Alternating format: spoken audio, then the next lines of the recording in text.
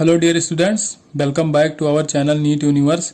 मेरा नाम है संजय पटेल और हम लोग डिस्कस करने जा रहे हैं एनटीए मॉक टेस्ट पेपर 20 में जो फिजिक्स का पेपर है, तो उसको सॉल्व करेंगे यहाँ पे। तो पहला क्वेश्चन यहाँ पे दिया गया है आपका, the field view is maximum for. यहाँ पे 4 ऑप्शन दिए गए हैं, कह रहा है फील्ड व्यू किसका मैक्सिमम होगा। तो plane mirror, concave mirror, convex mirror या सिलेंड्रिकल मिरर। तो देखिए जो कॉन्वेक्स मिरर होता है उसका एंगल ऑफ डेविएशन जो होता है वो सबसे ज़्यादा होता है, इसलिए उसमें एरिया कवर जो होता है, जो फील्ड कवर होता है वो सबसे ज़्यादा होता है। जैसा कि आपने गाड़ियों में देखा होगा, जो ट्रक या बस होती हैं या और जो गाड़ियाँ आती हैं, व्हीकल्स होती हैं, तो उसमें जो भी मिरर लगाया जाता है वो कॉन्वेक्स मिरर लगाया जाता है, जिससे कि पीछे का साइड जो भी दिखे वो ज़्यादा से ज़्यादा एरिया दिख सके। ठीक है, तो फील्ड कवर किसका ज़्यादा होगा? सबसे ज़्यादा कॉन्वेक्स मिरर का होगा, क्योंकि एंगल ऑफ डेविएशन सबसे ज़्यादा होता है। क्वेश्चन नंबर 2 यहाँ पे दिया गया है, इलेक्ट्रिक डाइपोल है जिसका लेंथ 2 सेंटीमीटर है, ये प्लेस किया गया है इलेक्ट्रिक फील्ड से 30 डिग्री एंगल पे। ठीक है, इलेक्ट्रिक फील्ड का स्ट्रेंथ भी बता दिया गया है, 10 की पावर 5 न्यूटन पर कूलम है। और यहाँ पे टॉर्क दिया गया आपको 10 की पावर 10 इंटू √3 न्यूटन मीटर। ठीक है, तो आपको यहाँ पे बताना है पोटेंशियल एनर्जी कितना होगा। ठीक है, तो potential energy U equal to होता है P cos theta. U equal to होता है minus of PE cos theta. Cos 30 रख दो यहाँ पे। और आपका जो टॉर्क होता है, तो टॉर्क इजकल टू होता है PE साइन थीटा। साइन 30 रखोगे यहाँ पे। ठीक है, अब क्या करना है, हमको निकालना है यहाँ पे U, और दिया है आपको टॉर्क दिया गया, तो PE का कोई काम नहीं है ना, तो यहाँ पे इसको डिवाइड कर लोगे तो ये कैंसिल आउट हो जाएगा। तो ये हो जाएगा कैंसिल, ये हो जाएगा कैंसिल। तो जो पोटेंशियल एनर्जी हो जाएगा minus of tau into cos theta अपन साइन थीटा हो जाएगा कॉट थीटा, तो कॉट 30। तो ये हो जाएगा U इजकल टू माइनस, अब टॉ की वैल्यू दिया था 10√3 इंटू कॉट 30 की वैल्यू होती है √3। ठीक है, तो ये हो जाएगा टोटल -30 जूल। ठीक, तो पोटेंशियल एनर्जी आपका कितना निकल के आ गया? -30 जूल। नेक्स्ट क्वेश्चन नंबर 3 है, इसमें कहा जा रहा है एक प्रोटॉन है और एक इलेक्ट्रॉन, इसको रिलीज किया गया इनफाइनाइट डिस्टेंस से। तो अब इनमें रिलेशन क्या होगा काइनेटिक एनर्जी का। ठीक है, काइनेटिक एनर्जी किसका ज़्यादा होगा। तो देखिए जब इलेक्ट्रॉन और प्रोटॉन साथ में रिलीज किए जा रहे हैं इनफाइनाइट डिस्टेंस से, तो इनमें फोर्स ऑफ अट्रैक्शन जो लगेगा तो वो इलेक्ट्रोस्टैटिक फोर्स ऑफ अट्रैक्शन होगा। ठीक है, mutual electrostatic force of attraction होगा, इसमें कोई एक्सटर्नल फोर्स नहीं लगेगा। और जब एक्सटर्नल फोर्स नहीं लगेगा तो जो मोमेंटम होगा आपका वो कांस्टेंट होगा। ठीक है, तो मोमेंटम के फॉर्म में काइनेटिक एनर्जी का जो फार्मूला होता है K इजकल टू होता है P²/2m। ठीक है, तो मोमेंटम कांस्टेंट होगा क्योंकि एक्सटर्नल फोर्स नहीं लग रहा है। ठीक है, तो अब K किसके प्रोपोर्शनल हो जाएगा? इनवर्सली प्रोपोर्शनल टू m हो जाएगा। तो जब इनवर्सली प्रोपोर्शनल टू m होगा तो इलेक्ट्रॉन का मास प्रोटॉन के मास से कम होता है, इसलिए इलेक्ट्रॉन की जो काइनेटिक एनर्जी निकल के आ जाएगी वो प्रोटॉन से ज्यादा होगी। तो ऑप्शन यहाँ पे पहला सही हो जाएगा, kinetic energy of electron is more than the proton. Next question number 4 है, the ratio of potential difference between 1 microfarad and 5 microfarad capacitor. यहाँ पे एक सर्किट दिखाई गई आपको, ये 1 माइक्रोफैरड कैपेसिटर है, 5 माइक्रोफैरड कैपेसिटर है। तो इसमें आपको जो पोटेंशियल डिफरेंस होगा उसका रेशियो बताना है। ठीक है, तो इसका जो पोटेंशियल डिफरेंस होगा, तो देखिए ये वाली सर्किट जो है आपकी ब्रांच और ये ब्रांच आपस में पैरेलल में, तो ये 10 वोल्ट है तो इसके थ्रू भी 10 वोल्ट ही होगा। ठीक है, क्योंकि पैरेलल में पोटेंशियल सेम होता है। लेकिन अब इस वाली ब्रांच में देखा जाए तो यहाँ पे टोटल 4 कैपेसिटर्स लगे हुए हैं। तो अब ये 2 कैपेसिटर आपस में पैरेलल है, तो पैरेलल में कैपेसिटर सीधे C1 + C2 हो जाता है। ठीक है, तो यहाँ क्या हो जाएगा, यहाँ 4C हो जाएगा या 4 माइक्रोफैरड हो जाएगा। तो अगर इसका इक्विवेलेंट एक ब्रांच बनाई जाए इधर, तो ये हो जाएगा ऐसे, ये हो जाएगा 2 माइक्रोफैरड, ये हो जाएगा 4 माइक्रोफैरड और ये फिर से 2 माइक्रोफैरड हो जाएगा। ठीक है, तो अब इसमें बताने कि इसमें पोटेंशियल डिफरेंस कितना होगा। तो देखिए जो भी चार्ज इसमें जाएगा, चार्ज क्योंकि कैपेसिटर में क्या होता है, चार्ज का फ्लो होता है, तो जो चार्ज आएगा तो इस वाली ब्रांच में टोटल चार्ज सेम ही होगा। जो भी चार्ज इसके थ्रू जाएगा वही चार्ज यहाँ जाएगा, वही चार्ज यहाँ भी जाएगा। तो देखो अब V कितना आएगा पोटेंशियल डिफरेंस टोटल, ये भी इसके पैरेलल ही है, तो टोटल डिफरेंस तो आएगा 10 वोल्ट का, तो 10 वोल्ट लिख लो। तो पहले Q हम निकाल लेते हैं। ठीक है, तो अब यहाँ पे क्या करेंगे, Q/C। ठीक है, अगर पोटेंशियल इसका देखा जाए तो क्या होगा Q/C, क्योंकि क्या होता है Q इजकल टू CV होता है, तो V हो जाएगा Q/C। तो यहाँ पे Q/C करोगे तो 2 माइक्रोफैरड, प्लस यहाँ पे Q/C करोगे 4 माइक्रोफैरड, और प्लस यहाँ पे Q/C करोगे तो ये हो जाएगा 2 माइक्रोफैरड। तो यहाँ से 4 आ जाएगा आपका LCM, और ये हो जाएगा यहाँ 2 से 2 कटेगा तो यहाँ 2 हो जाएगा, यहाँ भी 2, 2 2 4 और ये 5Q। तो 5Q इजकल टू हो जाएगा 10 × 4 40, तो Q इजकल टू आ जाएगा 8। ठीक है, ये आ जाएगा 8 माइक्रो कूलाम। 8 माइक्रो कूलाम का चार्ज यहाँ पे फ्लो हो रहा है। अब यहाँ पे V आप निकाल सकते हो, तो V इजकल टू क्या होता है Q/C। Q की वैल्यू आ गई 8 माइक्रो कूलाम और C आपका है 4 माइक्रो कूलाम। ठीक है, तो ये माइक्रो कूलाम कैंसिल हो जाएगा, 4 से 8 कैंसिल क्योंकि आ जाएगा 2, तो यहाँ पे पोटेंशियल डिफरेंस आ जाएगा 2 वोल्ट का। तो जो ये पूरे में होगा, ठीक है, ये पूरा हमने ऐड कर लिया था, ये 4 माइक्रो कूलाम आ गया था। ठीक है, 4 माइक्रोफैरेड आया था सॉरी।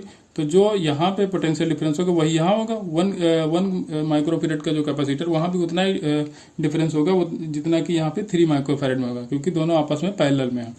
अब हमको निकालना है potential difference between 1 microfarad and 5 microfarad के बीच। तो 1 माइक्रोफैरेड का जो भी आया 2 वोल्ट आया, और जो 5 माइक्रोफैरेड का आया वो आया 10 वोल्ट। तो 2/10 करोगे तो आ जाएगा 1:5। तो रेशियो निकल के आ जाएगा 1:5। ऑप्शन सी सही हो जाएगा। क्वेश्चन नंबर 5 देखेंगे। इसमें एक मीटर ब्रिज दिया गया है, ठीक है, और रेजिस्टेंस दो लगाए गए पी एंड क्यू। तो इसका बैलेंसिंग डिस्टेंस जो आ रही है वो 20 मीटर आएगी। तो मीटर ब्रिज कितना होता है 100 सेंटीमीटर का होता है। तो 20 सेंटीमीटर बैलेंसिंग लेंथ आ रही है, तो इधर कितना बचेगा 80 सेंटीमीटर बचेगा। तो इसमें कह रहा है अगर पी और क्यू का पोजीशन इंटरचेंज कर दिया जाए, मतलब कि पी की जगह क्यू ले आ जाए, क्यू की जगह पी ले आ जाए, तो कितना शिफ्टिंग होगा, जो ये बैलेंसिंग लेंथ आ रही है उसकी शिफ्टिंग कितनी होगी। तो देखिए पी बाई क्यू अगर देखा जाए, पी बाई क्यू तो कितना होगा 20/80। तो ये हो जाएगा 1/4, ठीक है, ये हो गया। अगर यहाँ पे क्यू आ गया, यहाँ पे पी हो गया, तो हो जाएगा Q/P। Q/P तो बस जो 80 है वो 80 इधर आ जाएगा, 20 उधर चला जाएगा, तो 80/20 हो जाएगा। तो देखिए जो बैलेंसिंग लेंथ पहले 20 सेंटीमीटर में मिल रही थी वो 80 सेंटीमीटर में मिल रही, क्योंकि क्यों इधर आ गया। तो जब 80 सेंटीमीटर में मिल रही, यहाँ पहले 20 पे मिल रहा, तो वही चीज शिफ्ट होकर 80 पे आ जाएगा। तो टोटल शिफ्टिंग पूछा है, तो शिफ्टिंग कितना होगा 60 सेंटीमीटर का होगा, क्योंकि टोटल 80 सेंटीमीटर है। टोटल 80 सेंटीमीटर जा रही है और 20 तो पहले ही था, तो बैलेंसिंग लेंथ की शिफ्टिंग कितनी हुई 60 सेंटीमीटर। तो यह आ जाएगा 80 - 20 = 60 सेंटीमीटर। तो जो भी शिफ्टिंग होगी वो 60 सेंटीमीटर की होगी। टोटल शिफ्ट कितना होगा, टोटल अगर पूछा है तो 80 सेंटीमीटर जाएगा, जो बैलेंसिंग लेंथ हो जाएगी वो 80 सेंटीमीटर हो जाएगी, लेकिन शिफ्टिंग केवल 60 सेंटीमीटर होगा, क्योंकि 20 सेंटीमीटर तो पहले ही था। क्वेश्चन नंबर 6 है। इसमें रेजिस्टेंस का रेशियो दिया गया है 15 डिग्री सेल्सियस पे और 37.5 डिग्री सेल्सियस पे। रेशियो जो आता है वो 4:5 का आता है। तो टेम्परेचर कॉफिशिएंट ऑफ रेजिस्टेंस आपको बताना है। इस कंडक्टर का temperature coefficient that's mean alpha आपको बताना है, ठीक है। तो आर का अगर फार्मूला देखा जाए तो आर का फार्मूला होता है R0 1 + अल्फा डेल्टा थीटा, ठीक है। तो वही लिखते हैं, यहाँ पे लिखेंगे R0 1 + अल्फा डेल्टा थीटा कितना पहले दिया है 15 डिग्री सेल्सियस, ठीक है। तो 15 डिग्री सेल्सियस रखते हैं अपॉन R0 1 + अल्फा, फिर से कितना दिया 37.5 दिया डिग्री सेल्सियस, ठीक है। जो कैंसिल हो उसे कैंसिल कर दिया, कैंसिल हो जाएगा। RS/R 37 की वैल्यू दी गई है 4/5, ठीक है। तो अब क्या करोगे 5 को इस तरह मल्टीप्लाई कराओगे, तो 5 यहाँ जाएगा तो हो जाएगा 5 + 15 × 5 तो हो जाएगा 75 अल्फा इक्वल टू 4 को यहाँ कराओगे मल्टीप्लाई तो हो जाएगा 4 + 37.5 × 4 हो जाएगा 150 अल्फा, ठीक है। 75 अल्फा 150 से माइनस करोगे 75 आ जाएगा, 4 इधर लाओगे तो 5 - 4 1 हो जाएगा। तो अल्फा की वैल्यू आ जाएगी 1/75। अल्फा की वैल्यू कितनी निकल के आएगी 1/75 पर डिग्री सेल्सियस, ठीक है। ये आ गई अल्फा की वैल्यू।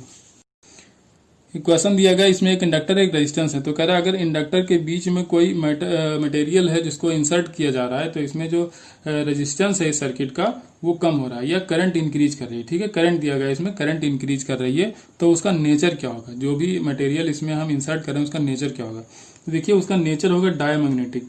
डायमैग्नेटिक क्या होगा कि इसको इंसर्ट करोगे तो परमेबिलिटी जो होती है वो डिक्रीज करेगी, तो परमेबिलिटी डिक्रीज करेगी तो इंडक्टर का जो इंडक्टिव रिएक्टेंस होता है एक्सेल होता है, तो वो हो जाएगा आपका कम, ठीक है। तो जब ये कम होगा तो टोटल रेजिस्टेंस भी कम होगा, तो करंट यहाँ पे बढ़ जाएगी, ठीक है। जो भी करंट होगी वो इंक्रीज कर जाएगी। इस तरह का क्वेश्चन 2013 में पूछा गया था आपके, जब नीट हुआ था पहली बार, तो वहां पे आया था कि कोई आयरन रॉड अगर इंसर्ट की जा रही है तो उसके रेजिस्टेंस पे क्या फर्क पड़ेगा। तो देखिए जब बल्ब वहां पे लगाया था तो बल्ब के ग्लोइंग में क्या फर्क पड़ेगा। तो जब आयरन रॉड इंसर्ट करोगे तो एक्सेल बढ़ेगा, ठीक है। तब एक्सेल बढ़ेगा क्योंकि परमेबिलिटी इंक्रीज करेगी, तो एक्सेल भी बढ़ेगा, एक्सेल बढ़ेगा तो टोटल रेजिस्टेंस भी बढ़ेगा, टोटल रेजिस्टेंस बढ़ेगा तो बल्ब की ग्लोइंग जो होगी वो कम हो जाएगी। तो वहां पे आयरन रॉड कह दिया था, लेकिन यहाँ पे कहा गया कि जो मटेरियल हम इंसर्ट करें उसका नेचर क्या होगा, तो डायमैग्नेटिक होगा, क्योंकि यहाँ पे रेजिस्टेंस घट रहा है, ठीक है। मूव करते हैं नेक्स्ट क्वेश्चन पे।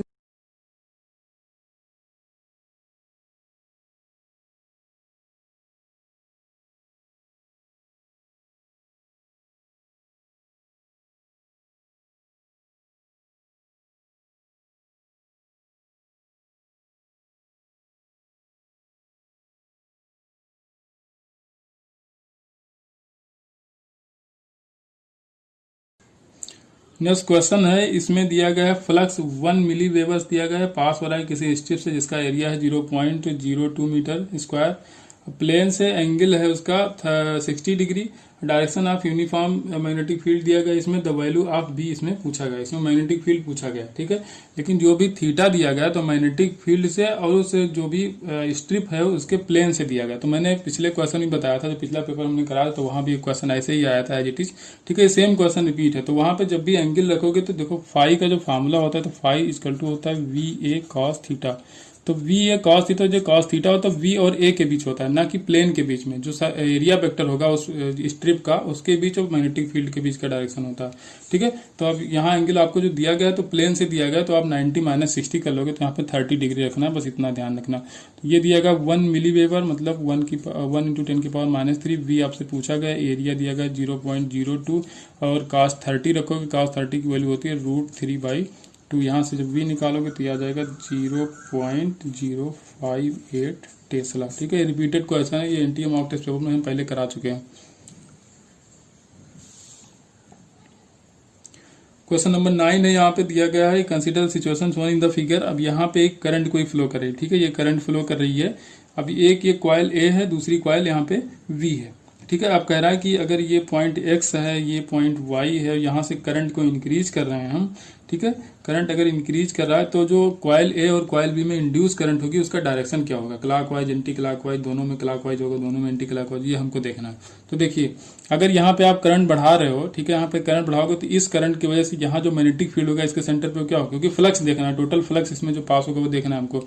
तो फिंगर को रखो करंट की डायरेक्शन में, थंब को रखो करंट की डायरेक्शन, फिंगर को पॉइंट पे, तो आपका जो पाम होगा मैग्नेटिक फील्ड दिखाता है, मतलब मैग्नेटिक फील्ड आउटवर्ड बढ़ेगा। इसमें मैग्नेटिक फील्ड आउटवर्ड बढ़ेगा। और इसमें देखोगे तो इस तरफ रखोगे ऐसे, राइट हैंड थंब रूल लगाना है, ठीक है। तो ऐसे रखोगे तो यहाँ पे इनसाइड मैग्नेटिक फील्ड यहाँ पे बढ़ रहा है, ठीक है। जो भी फ्लक्स पास होता है इनसाइड इसमें बढ़ रहा है और इसमें क्या होगा, आउटसाइड बढ़ रहा है। तो जो भी इंडक्शन होता है तो उसकी प्रॉपर्टी होती है कि जो हो रहा है उसको होने नहीं देगा, मतलब कि यहाँ पे मैग्नेटिक फील्ड ऊपर की तरफ बढ़ रहा है, फ्लक्स ऊपर की तरफ बढ़ रहे हैं, तो ये क्या करेगा, फ्लक्स को अंदर दबाना चाहेगा। तो अंदर दबाने के लिए इसमें क्लॉकवाइज जब करंट फ्लो करेगी तभी तो इनसाइड मैग्नेटिक फील्ड जनरेट होगा।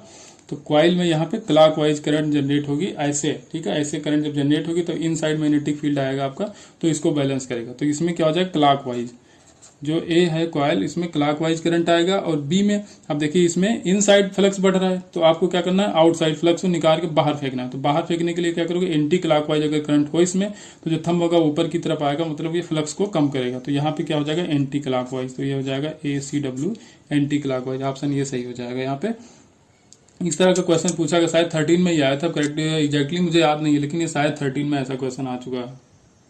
क्वेश्चन नंबर 10 है magnetic susceptibility of diamagnetic substance is. देखिए ये अफेक्ट नहीं करता है टेम्परेचर से, जो तो पैरामैग्नेटिक होता है उसका होता है इनवर्सली प्रोपोर्शनलिटी, लेकिन मैग्नेटिक ससेप्टिबिलिटी जो होती है वो डायामैग्नेटिक सब्सटेंस की टेम्परेचर पे डिपेंड नहीं करती है, ठीक है।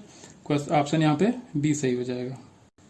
क्वेश्चन नंबर 11 है, इसमें दी ब्रॉगली वेवलेंथ पूछा गया है और आपको एनर्जी दी गई थर्मल न्यूट्रॉन की, ठीक है, 0.05 इलेक्ट्रॉन वोल्ट। तो देखिए अब एक तो तरीका है इसका, लैम्डा इक्वल टू h/√2mE, ठीक है। ई यहाँ पे इलेक्ट्रॉन वोल्ट में रखोगे, फिर इसका न्यूट्रॉन का मास रखोगे, फिर इलेक्ट्रॉन का चार्ज रखोगे, ठीक है। तो वो पूरा पोटेंशियल रखोगे तो पूरा आ जाएगा, ठीक है, कोई दिक्कत नहीं। लेकिन सीधे अगर इसको याद रखो तो जितनी वैल्यू कांस्टेंट है, क्योंकि मास कांस्टेंट होगा, एच भी कांस्टेंट होगा, इलेक्ट्रॉन की वैल्यू भी कांस्टेंट होगी, तो उसको सॉल्व करके आता है 0.286/√V, ठीक है। तो बस केवल V रखो, आप बाकी वैल्यू क्यों रखोगे, तो इसको आप मत याद रखो, आप इसको याद रखो न्यूट्रॉन के लिए। तो V की वैल्यू अब देखिए दिया गया 0.05 इलेक्ट्रॉन वोल्ट, ठीक है। तो 0.05 इलेक्ट्रॉन वोल्ट, इलेक्ट्रॉन काट लो तो वोल्ट यही तो बच जाएगा, ठीक है। बस आपको कुछ नहीं करना है, 0.0286/0.05, ठीक है। इसको सॉल्व करोगे आ जाएगा 1.3 एंगस्ट्रॉम। ये जो भी आएगा वो एंगस्ट्रॉम में आएगा, ठीक है, ये आपको याद रखना है, ये आप वोल्ट में रखोगे, ठीक है। तो ये सॉल्व होकर आएगा 1.3 एंगस्ट्रॉम। इस तरह का क्वेश्चन इलेक्ट्रॉन के लिए आपके पूछा गया था, इसे नीट 2019 में लास्ट ईयर में आया था, वहां पे इलेक्ट्रॉन का दिया गया था और वेवलेंथ पूछा गया था, ठीक है, एनर्जी दी गई थी, वेवलेंथ पूछा गया था। क्वेश्चन नंबर 12 है आपका, यहाँ पे दिया गया maximum velocity of electron emit from the metal surface is V। Maximum velocity कितनी है v है, और कह रहा फ्रीक्वेंसी को अगर 4 टाइम्स कर दिया, पहले फ्रीक्वेंसी f थी तब वेलोसिटी मैक्सिमम v थी, अगर फ्रीक्वेंसी को 4 टाइम्स कर दिया है तो वेलोसिटी पे क्या फर्क पड़ेगा, उसकी डबल हो जाएगी, डबल से ज्यादा होगी, डबल से कम होगी, क्या होगी। ठीक है, तो ये देखना, इस तरह का क्वेश्चन जेईई मेंस में पूछा जा चुका है। ठीक, तो चलिए पहले क्या था, जो के मैक्स होता है वो के मैक्स होता है E minus phi nought, E होता है फोटॉन की एनर्जी, तो K max half m v max square, तो बी पहले दिया था कि जब फ्रीक्वेंसी एफ थी तो वेलोसिटी कितनी थी v। अब हमको क्या करना है, वी मैक्स फिर से निकालना है। ठीक है, वी मैक्स पूछा है जब फ्रीक्वेंसी 4 टाइम्स कर दिया जाए, मतलब 4hf हो जाए, जब 4hf हो जाएगा माइनस फाइव नॉट। तो देखिए अब यहाँ से अगर hf की वैल्यू निकाल जाए तो m v square half m v square plus phi nought. ठीक है, hf की वैल्यू निकालो तो ये क्या जाएगा, फाइव नॉट इधर ऐड हो जाएगा, तो यहाँ हो जाएगा हाफ एम वी मैक्स का स्क्वायर 4। अब hf की वैल्यू क्या रखेंगे, half m v square plus phi nought minus phi nought, minus phi nought ये वाला है, और ये HF की जगह पे इतना रखा हमने, half m v square plus phi nought यहाँ से निकाल के। ठीक है, अब क्या करोगे, 4 को इनसाइड मल्टीप्लाई करो तो हो जाएगा हाफ एम, और यहाँ को v को लिख सकते हो आप 2v का होल स्क्वायर, क्योंकि 4 इनसाइड जब मल्टीप्लाई कराओ तो 4 को क्या लिख सकते हो, 2 का स्क्वायर भी तो लिख सकते हो, तो वही तो किया हमने, 2 का स्क्वायर कर लिया और v का स्क्वायर तो पहले ही से था, प्लस 4 इसमें मल्टीप्लाई करो तो 4 five nought minus phi not तो हो जाएगा 3 फाइव नॉट। अब यहाँ क्या है, हाफ एम बी मैक्स का स्क्वायर। अब वी मैक्स पूछ रहा है कि ज्यादा है उसके डबल से कि कम है, तो देखो अगर ये वी मैक्स जो है अगर ये 2v के बराबर होता तो ये half m v square equal to यही हाफ एम बी स्क्वायर इतने के बराबर हो जाता है, क्योंकि भाई बाकी चीज तो सेम है, मास भी सेम, ये 1/2 भी सेम ही है, तो यहाँ पे जो वी मैक्स है अगर ये वी मैक्स 2v के बराबर होता तो ये इतना इसके इक्वल हो जाता, लेकिन यहाँ पे 3 फाइव नॉट और ऐड होके तब इसके बराबर आ रहा है, इसका मतलब कि वी मैक्स 2v से ज्यादा रहा होगा, बस यही करना था, वी मैक्स 2 के बराबर होगा, 2v से ज्यादा होगा, क्योंकि यहाँ पे 3 फाइव नॉट और ऐड होके तब इसके बराबर आ रहा है। ठीक है, नहीं तो अगर ये वी मैक्स 2v के बराबर होता तो सीधे यही वाला इसके बराबर हो जाता, लेकिन यहाँ पे 3 फाइव नॉट और ऐड होके इसके बराबर आ रहा है, इसलिए वी मैक्स जो होगा 2v से ज्यादा होगा। ऐसा क्वेश्चन जेईई मेंस में पूछा जा चुका है। अब क्वेश्चन नंबर 13 की अगर बात की जाए तो इसमें रॉन्ग स्टेटमेंट चूज करना है आपको। ठीक है, तो इसमें न्यूक्लियर फोर्सेस के बारे में बताया गया, आपसे ऑप्शन में पूछे गए हैं। ठीक है, 4 ऑप्शन दिया है तो गलत ऑप्शन इसमें ढूंढना है। तो न्यूक्लियर फोर्सेस जो भी होता है तो न्यूक्लियंस के बीच में लगते हैं, न्यूक्लियस के अंदर क्या होता है, न्यूट्रॉन और प्रोटॉन होते हैं, तो उनके बीच जो फोर्स लगता है उसी को हम लोग बोलते हैं न्यूक्लियर फोर्स, और ये बहुत ही शॉर्ट रेंज का फोर्स होता है। इसमें अगर इनके बीच का डिस्टेंस 10⁻⁻15 मीटर से अगर ज्यादा है तो न्यूक्लियर फोर्स एग्जिस्ट नहीं करेगा। ठीक है, तो देखिए पहला ऑप्शन दिया गया, nuclear force become weak if the nucleus contain too many protons compare to number of neutron. तो देखिए अगर यहाँ पे हम बनाए कि मानो ये न्यूक्लियस है, ठीक है, ये न्यूट्रॉन प्रोटॉन, तो न्यूट्रॉन प्रोटॉन के बीच तो अट्रैक्शन होगा, ये आपस में बॉन्ड बनाएंगे। ठीक है, यहाँ पे अट्रैक्टिव फोर्स होगा, लेकिन न्यूट्रॉन से क्या होगा, रिपल करेगा, प्रोटॉन को भी यहाँ पे रिपल करता है। तो अगर यहाँ पे प्रोटॉन की संख्या ज्यादा हो जाएगी, ठीक है, न्यूट्रॉन से, तो रिपल्सन फोर्स ज्यादा हो जाएगा, अट्रैक्शन फोर्स कम हो जाएगा, तो न्यूक्लियस वीक हो जाएगा। इसका मतलब ये स्टेटमेंट सही है। ऐसे ही अगर न्यूट्रॉन की संख्या ज्यादा हो जाए प्रोटॉन की कंपैरिजन में तो फिर से रिपल्सन फोर्स ज्यादा हो जाएगा, तो फिर से न्यूक्लियस क्या हो जाएगा, अनस्टेबल हो जाएगा। तो ये दोनों स्टेटमेंट यहाँ पे सही हो जाएगी। इसी तरह दिया है दूसरा statement, nuclear force become weak if nucleus contain too many neutron. अगर न्यूट्रॉन की संख्या ज्यादा हो जाएगी प्रोटॉन से तब भी न्यूक्लियस वीक हो जाएगा। अब अगर सी ऑप्शन की बात की जाए तो यहाँ पे दिया nucleus with atomic number greater than 82 show tendency to disintegrate. सही बात है, अगर न्यूक्लियस के जो एटॉमिक नंबर होता है 82 से ऊपर चला जाए, जैसे आप यूरेनियम ले लो, ठीक है, यूरेनियम 92 होता है, तो उसका कहते हैं रेडियो एक्टिव प्रॉपर्टी होती है। ठीक है, तो जो भी 82 से ऊपर जाएंगे तो उनकी रेडियो एक्टिव प्रॉपर्टी होती है, वो डिसइंटीग्रेट होने लगते हैं। लास्ट ऑप्शन दिया गया इसमें, the nuclear force become very strong if the nucleus contain large number of nucleus. नहीं, लार्ज नंबर ऑफ न्यूक्लियस होंगे तो नंबर ऑफ रिपल्सन भी उनके बीच ज्यादा होगा, तो रिजल्टेंट रिपल्सन अगर ज्यादा हो जाएगा तो फिर अट्रैक्टिव फोर्स कम होगा, तो न्यूक्लियस वीक हो जाएगा। ठीक है, तो यहाँ पे डी ऑप्शन गलत हो जाएगा, न्यूक्लियर फोर्सेज बिकम वेरी, यहाँ पे वीक होना चाहिए। अगर नंबर ऑफ न्यूक्लियस बहुत ज्यादा बढ़ रहे हैं तो न्यूक्लियर फोर्स कम हो जाता है, तो ऑप्शन डी यहाँ पे इनकरेक्ट हो जाएगा।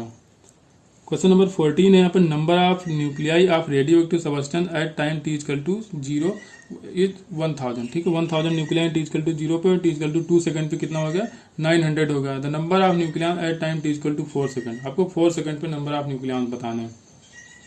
तो देखिए अगर फार्मूला लगाया जाए तो यहाँ पे a इक्वल टू होता है a नॉट e की पावर माइनस लैम्डा t। ठीक है, तो a कितना था, 900 बचा है, पहले कितना था, 1000 था, e की पावर माइनस लैम्डा t की वैल्यू 2 सेकंड है।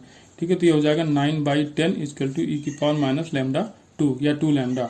अब बाद में कह रहा है कि t इक्वल टू 4 सेकंड पे कितना होगा, तो हम माने कि a बचेगा। ठीक है, पहले कितना था, 1000 था, तो ये हो जाएगा e की पावर माइनस लैम्डा, t की वैल्यू रखोगे आप 4, तो इसी को आप रखते हो a/1000 इक्वल टू e की पावर माइनस 2 लैम्डा। ठीक है, इंटू 2, ठीक है। तो -2 लैम्डा, अब इतने की वैल्यू यहाँ पे क्या था, 9/10 था, ठीक है। बस इसको यहाँ पे रख दो, तो ये हो जाएगा A/1000 इक्वल टू e की पावर -2 लैम्डा की वैल्यू क्या रख दोगे, 9/10 रखोगे। और यहाँ पे पावर 2 रहेगा तो इसका स्क्वायर करना पड़ेगा, तो ये 9 का स्क्वायर करोगे 81 हो जाएगा, 10 का स्क्वायर करोगे 100 हो जाएगा। इस 1000 को यहाँ लाओ, मल्टीप्लाई कराओ, ये हो जाएगा मल्टीप्लाई, तो इधर क्या बचेगा, केवल ए बचेगा, 0 0 कैंसिल आउट होगा, ये कैंसिल आउट होगा, बचेगा कितना, 810। तो कितने निकले बचेंगे, 810 बचेगा। या वैसे भी कर सकते थे, अगर आप पहले देख रहे हो तो 2 सेकंड में कितना कम हो रहा है, 1000 से 900 हो रहा है, तो ये 10% कम हो रहा है। तो बाद में भी अगले 2 सेकंड में भी 10% ही कम होगा, क्योंकि जो भी रेडियो एक्टिव सब्सटेंस होता है फर्स्ट ऑर्डर रिएक्शन फॉलो करता है, तो यहाँ पे कंसंट्रेशन पर डिपेंड नहीं करता, जो भी डिसइंटीग्रेशन रेट होता है। तो अगले 2 सेकंड में भी आपका 10% ही डिसइंटीग्रेट होगा, तो 9 का 10% कितना हो जाएगा, आपका 90 हो जाएगा। तो 900 था तो 90 और कम हो जाएगा, तो 810 तब भी बचेगा। तो वैसे भी आप कर सकते हो, ऐसे भी कर सकते हो। क्वेश्चन नंबर 15 है, which of the following has maximum specific heat. Water का स्पेसिफिक हीट जो होता है वो मैक्सिमम होता है, ठीक है। और वो कितना होता है, 4186 जूल पर किलोग्राम पर डिग्री सेल्सियस, ठीक है। तो वाटर का जो स्पेसिफिक हीट होता है वो मैक्सिमम होता है। क्वेश्चन नंबर जो 16 है आपका, when P calorie of heat is given to the body, it absorb Q calorie, then the absorption power of the body। तो absorption power वही जितना एब्जॉर्ब कर रहा हो और जितना आपको दिया गया हो, ठीक है। तो एब्जॉर्ब कितना कर रहा है, यहाँ पे Q कर रहा है, दिया गया है P, तो एब्जॉर्प्शन पावर जो होगा तो यही तो हो जाएगा Q/P। ऑप्शन सही हो जाएगा बी यहाँ पे, ठीक है। Heat absorb upon total heat given Q/P। जैसे ब्लैक बॉडी होती है तो परफेक्ट एब्जॉर्प्शन होता है, उसमें 100% एब्जॉर्प्शन होता है। परफेक्ट ब्लैक बॉडी अगर कोई है तो 100% एब्जॉर्प्शन होता है, तो उसकी एब्जॉर्प्टिव पावर सबसे ज्यादा होती है। वैसे आइडियल कुछ होता नहीं है, ठीक है, लेकिन माना गया कि अगर आइडियल कोई ब्लैक बॉडी है या परफेक्ट ब्लैक बॉडी है तो उसका एब्जॉर्प्शन जो होता है वो मैक्सिमम होता है।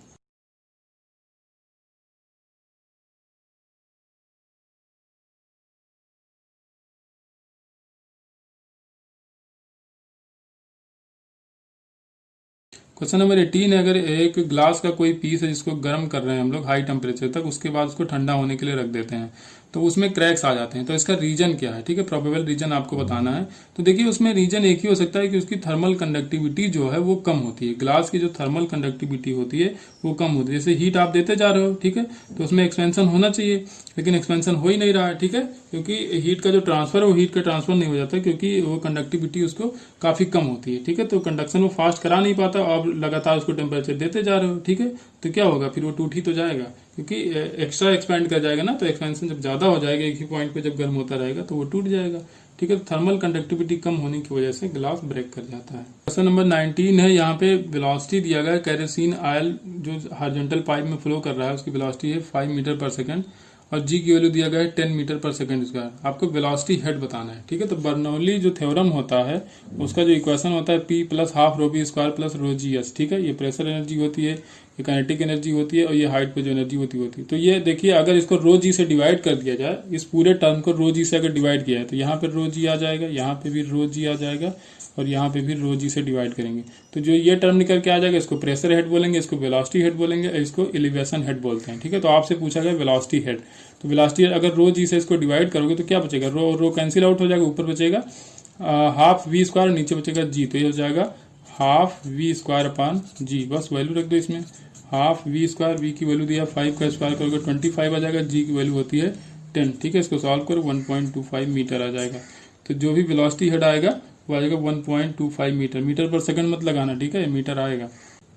नेक्स्ट क्वेश्चन नंबर 20 है, a force of 100 dice act on A mass of 5 ग्राम पर 10 सेकंड, ठीक है। कोई 5 ग्राम का मास है, उस पर 100 डाइन का फोर्स लग रहा है, तो 10 सेकंड बाद उसकी वेलोसिटी कितनी होगी। तो पहले आप एक्सेलरेशन निकालो, तो एक्सेलरेशन ए = होता है F/m। F है 100 डाइन, m है 5 ग्राम, हम चेंज नहीं करें क्योंकि ये डाइन में है तो ये ग्राम में भी है, ठीक है। तो ये हो जाएगा 20 मीटर पर second square.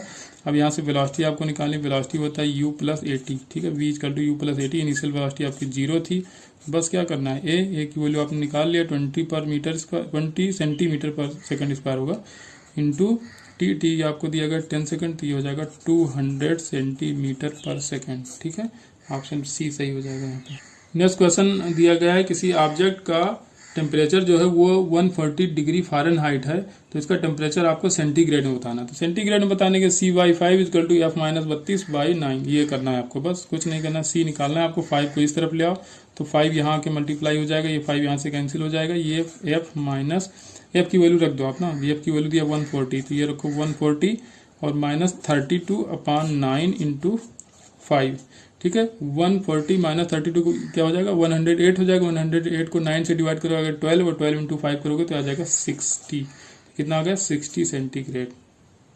Next question number 22 है, if the specific heat of a substance is infinite it means. देखिए डेल्टा क्यू इक्वल टू होता है MS या MC डेल्टा थीटा, ठीक है, या डेल्टा टी कुछ भी रख सकते हो, डेल्टा टी भी रख सकते हो, डेल्टा थीटा या टेंजेंट टेम्परेचर है, ठीक है। तो देखिए अब C आपको करना है, तो C करोगे तो डेल्टा क्यू अपान M डेल्टा टी, ठीक है। अब आपको क्या करना है, C इन्फाइनाइट करना है, ठीक है। C इन्फाइनाइट करना है तो इसको बाकी टर्म इधर ले आओ, डेल्टा टी को इस तरफ ले आओ या डेल्टा थीटा को यहाँ ले आओ, तो डेल्टा क्यू अपान C इंटू एम हो जाएगा। तो C की वैल्यू अगर इन्फाइनाइट करोगे तो क्या होगा, किसी के अपान इन्फाइनाइट कर दो तो वैल्यू आती है 0। तो डेल्टा थीटा या delta T change in temperature है, तो अगर 0 आ रहा है तो इसका मतलब कि टेम्परेचर में कोई चेंज नहीं होगा, ठीक है। उसको हीट दो, मतलब कि डेल्टा क्यू जो है ये क्या होता है, हीट गिवन होगी हीट, या फिर एक्सट्रैक्ट कर रहे होगे तो हीट उसको दो, चाहे वहां से हीट लो, क्या होगा, डेल्टा थीटा जो है टेम्परेचर में कोई चेंज नहीं होगा। यहाँ पे ऑप्शन C सही हो जाएगा, no change in temperature take place whether heat is taken in or given out, ठीक है। वैसे आइसोथर्मल कंडीशन जो होती है, तो आइसोथर्मल कंडीशन का जो स्पेसिफिक हीट होता है वो इन्फाइनाइट ही होता है, ठीक है। जब हमने हीट पढ़ाया था तो वहाँ पे बताया भी था कि आइसोथर्मल कंडीशन में जो आपका स्पेसिफिक हीट होता है उसकी वैल्यू इन्फाइनाइट होती है। क्वेश्चन नंबर 23, देखिए यहाँ पे दो ट्यूनिंग फार्क हैं, एक का फ्रीक्वेंसी आपको दिया गया है 256 और दूसरा अननोन है, ठीक है। तो कह रहा है कि पहले इनके बीच कितना वीट आ रहा है, 2 वीट आ रहा है, ठीक है। तो 2 वीट आने के लिए अननोन हम माने तो A माइनस 256 इक्वल टू 2, या दूसरा इक्वेशन यहाँ पे बन सकता है 256 माइनस A इक्वल टू 2। ये इस तरह का क्वेश्चन लास्ट पेपर में भी हम डिस्कस कर चुके हैं। अब कह रहा है कि जो नॉन फ्रीक्वेंसी है 256, तो अगर इसको लोडिंग कर दिया जाए, इस पर थोड़ी सी लोडिंग की जाए तो बीट घट जाता है, मतलब कि लोडिंग करोगे क्या होगा, उसकी फ्रीक्वेंसी घटेगी, तो जो इसकी फ्रीक्वेंसी घटेगी तो रिजल्टेंट जो बीट आएगा वो भी घटना चाहिए, ठीक है। अब दोनों इक्वेशन को इसमें रख के सेटिस्फाई करना है आपको। देखिए अगर इसकी लोडिंग करोगे तो ये वैल्यू अगर घटेगी, तो इससे घटा रहे हो तो जो माइनस हो रहा है तो ये वैल्यू घट जाएगी, तो ये वैल्यू ज्यादा आ जाएगी, लेकिन इससे कम आना है, क्योंकि पहले 2 बीट आ रहा था, बाद में 1 बीट लाना है। तो यहाँ देखो, यहाँ अगर इसकी वैल्यू कम करोगे तो इसी में से ये जब माइनस हो रहा है तो इसकी वैल्यू जब कम होगी तो ये भी कम आ जाएगा। तो ये इक्वेशन आपकी सेटिस्फाइड हो रही है, बस इससे ये की वैल्यू निकालो, 256 माइनस 2 इधर आ जाएगा, ये इस तरफ चला जाएगा, ए की वैल्यू आ जाएगी 254, ठीक है। कितनी फ्रीक्वेंसी आई, 254, ऑप्शन डी करेक्ट हो जाए। लास्ट क्वेश्चन जो हमने किया था तो वहां पे 4 और 2 मान के किया था, तो वहां भी यही ऑप्शन सही था। क्वेश्चन नंबर 24 है यहाँ पे, if the phase difference between 2 wave of the same frequency is 2 पाई।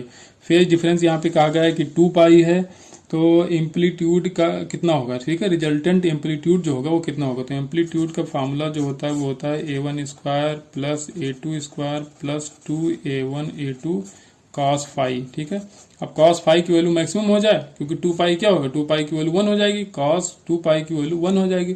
तो अब cos थीटा का मैक्सिमम वैल्यू कितना होता है, 1 होता है। तो जब ये थीटा मैक्सिमम होगा तो ये पूरी वैल्यू भी मैक्सिमम हो जाएगी, तो A कितना आ जाएगा, A मैक्स के बराबर आ जाएगा। तो अगर A की वैल्यू A दे दिया है तो ये 2A स्क्वायर हो जाएगा, और यहाँ भी 2A स्क्वायर हो, तो 2A स्क्वायर 4A स्क्वायर हो जाए तो बाहर निकल के आ जाएगा 2A, तो 2A होता है मैक्सिमम एम्पलीट्यूड के बराबर, ऑप्शन A सही हो जाएगा। क्वेश्चन नंबर 25 है, इसमें वेव की फ्रीक्वेंसी दी गई है 300 हर्ट्ज, ये पास हो रहा है किसी मीडियम से, डिस्प्लेसमेंट इसका दिया गया है 0.1 सेंटीमीटर, तो मैक्सिमम वेलोसिटी पूछी गई। तो मैक्सिमम वेलोसिटी जो होती है V equal to A omega होता है, लेकिन ओमेगा आपको नहीं दिया गया, फ्रीक्वेंसी दी गई तो कोई दिक्कत नहीं, A ओमेगा की वैल्यू रखो 2 पाई f, ठीक है। A की वैल्यू आपको दिया गया 0.1 सेंटीमीटर, 2 इंटू पाई रखो और ये रखो 300, ठीक है। 300 इंटू 2 600 हो जाएगा, एक पॉइंट लगा तो बचेगा 60 पाई सेंटीमीटर पर सेकंड, क्योंकि जो एम्पलीट्यूड दिया था वो सेंटीमीटर में दिया था, बस सेंटीमीटर पर सेकंड, 60 पाई सेंटीमीटर पर सेकंड, ऑप्शन ए करेक्ट हो जाएगा। नेक्स्ट क्वेश्चन नंबर 26 है, इसमें आपको एम्पलीट्यूड दिया गया है 4 सेंटीमीटर और आपको टाइम पीरियड दिया गया है 4 सेकंड, और कह रहा है पार्टिकल अपने एक्सट्रीम पोजीशन से हाफ ऑफ द एम्पलीट्यूड तक जा रहा है, तो कितना टाइम लगेगा इसको, एक्सट्रीम पोजीशन से हाफ ऑफ द एम्पलीट्यूड से, ठीक है। इसकी ए की वैल्यू जो है वो 4 सेंटीमीटर दिया गया है, time period T equal to दिया गया है 4 सेकंड, ठीक है। टाइम पीरियड 4 सेकंड है और एम्पलीट्यूड जिसका ए है वो है 4 सेंटीमीटर के बराबर। अब देखिए तो इसका एक्सट्रीम पोजीशन, ये ये यहाँ से अपनी मीन पोजीशन से चला, मीन पोजीशन से चलते चलते यहाँ पहुंच गया एक्सट्रीम पोजीशन पर। और एक्सट्रीम पोजीशन से कहा गया है कि अपने हाफ ऑफ द एम्पलीट्यूड तक आता है, मतलब यहाँ देखिए यहाँ पे एम्पलीट्यूड हाफ है, ये फुल एम्पलीट्यूड यहाँ तक है। तो ये एक्सट्रीम पोजीशन से फिर से चला और कहाँ तक आया, हाफ ऑफ द एम्पलीट्यूड तक आया। तो इसको आप ऐसे डिवाइड कर लो, ठीक है, पूरा एक सर्किल बनाओ ऐसे और इसको डिवाइड कर लो इतने पार्ट्स में। आपको क्या करना है, यहाँ पार्ट के लिए एक्सट्रीम से जब हाफ ऑफ एम्पलीट्यूड कितने टाइम पे पहुंचेगा, t/12 में, फिर फुल एम्पलीट्यूड 3t/12, फिर ऐसा 8 नंबर में चलते जाओ, 5t/12, यहाँ पे 7t/12, यहाँ पे 9t/12, यहाँ पे 11t/12, यहाँ पे t। जब ये कंप्लीट हो जाएगा पूरा तो ये हो जाएगा t, एक पूरा कंप्लीट हो जाएगा तो कितना हो जाएगा t। और यहाँ पे हाफ जब सर्किल था तो यहाँ पे t/2, तो यहाँ पे ये t/2 है। और ये पूरा 8 नंबर में आपको ऐसे याद रखना है। बस जब एक्सट्रीम पोजीशन से यहाँ तक आओगे तो बस इनका जो भी टाइम डिफरेंस है उसको निकाल लो। ये कितना है, 5t/12 माइनस यहाँ पे कितने टाइम में पहुंचा था, 3t/12। इसका जब रिजल्टेंट आएगा तो 5 माइनस 3 करोगे 2t/12, और 2t/12 को जब सॉल्व करोगे तो आ जाएगा t/6। तो अब t की वैल्यू आपको दिया गया है, ठीक है, 2t/, हाँ ठीक है, t/6 आएगा। और t की वैल्यू कितनी दी गई है, t की वैल्यू अगर 4 रखोगे तो इसको 2 से कैंसिल आउट करो, आ जाएगा 2/3 सेकंड, ठीक है। तो इससे आप लगाओ, बहुत आसानी से क्वेश्चन लगेगा, कैसा भी क्वेश्चन हो। अब इससे पता चल रहा है ना कि एम्पलीट्यूड यहाँ पे हाफ था तो कितने टाइम में पहुंचेगा। जैसे देखो अगर एसएचएम की बात की जाए तो ये मान लो मीन पोजीशन है, ये हाफ एम्पलीट्यूड, ये फुल एम्पलीट्यूड, ऐसे इधर होगा। तो मीन पोजीशन से चली, यहाँ पहुंची हाफ एम्पलीट्यूड, ये t/12 टाइम में पहुंचेगी। फिर यहाँ से यहाँ चली तो यहाँ से 3t/12 मतलब t/4 टाइम जाने में, t/4 टाइम आने में, फिर t/4 टाइम इधर जाने में, फिर इधर आने में, तो टोटल t ही तो होगा। तो ऐसे भी आप समझ सकते हो, अगर एसएचएम आपने पढ़ा होगा तो ये अब तो आपको समझ में आ चुका होगा। नेक्स्ट क्वेश्चन नंबर 27 देखना है। इसमें थर्मल कंडक्टिविटी दी गई है आपको 0.4, ठीक है। स्टेडी स्टेट में हीट का फ्लो जो दिया गया है वो 10 कैलोरी पर सेकंड पर सेंटीमीटर स्क्वायर दिया गया है। आपको थर्मल ग्रेडियंट बताना है। थर्मल ग्रेडियंट क्या होता है, dt/dx, ठीक है। तो dt/dx हमको बताना है। तो अगर देखो dq/dt का फार्मूला देखोगे आप तो क्या होता था, KA∆T/∆x। तो अब क्या करना है, ∆T/∆x है ये, तो K को इसके नीचे ले आओ, बस dq/dt/K हो जाएगा। तो dt/dx की जगह क्या लिख सकते हो, dq/dt/K इंटू ए, बस वैल्यू रख दो।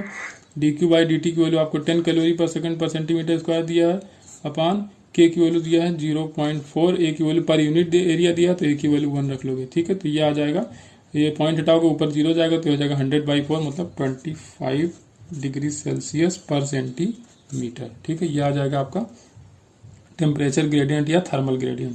क्वेश्चन नंबर 28 दिया गया है। इसमें 150 जूल ऑफ हीट इसमें किसी सिस्टम में ऐड किया जा रहा है। Work done by the system है 110 joule. Change in internal energy, internal energy में आपको चेंज बताना है। तो जो dq इक्वल टू होता है du प्लस डेल्टा w, ठीक है। आपको बताना change in internal energy. Delta Q कितनी हीट दी गई, 150 जूल दिया गया इसमें। डेल्टा डब्ल्यू को इस तरफ ले आओ, 110 work done by the system है। ये डी आपको निकालना था, डी यहाँ पे निकल के आ जाएगा, 150 माइनस 110 करोगे 40 जूल आ जाएगा, ठीक है। Heat given to the system कितना है, 150 जूल है। Heat work done by system है कितना, 110 जूल है, ठीक है। तो बस जितनी हीट दी गई उसमें से जो भी work done by the system उसको माइनस कर दोगे तो इंटरनल एनर्जी में चेंज हो आएगा, वो 40 जूल निकल के आ जाएगा। नेक्स्ट क्वेश्चन नंबर 29 है। इसमें वॉल्यूम दिया गया है गैस का 20 डिग्री सेल्सियस पे 200 ml, और कह टेम्परेचर को अगर रिड्यूस किया जाए -20 डिग्री सेल्सियस तक और कांस्टेंट प्रेशर पे तो इसका वॉल्यूम क्या होगा, ठीक है। तो अगर कांस्टेंट प्रेशर है तो volume directly proportional to temperature हो जाएगा, ठीक है। तो V2/V1 इक्वल टू हो जाएगा T2/T1।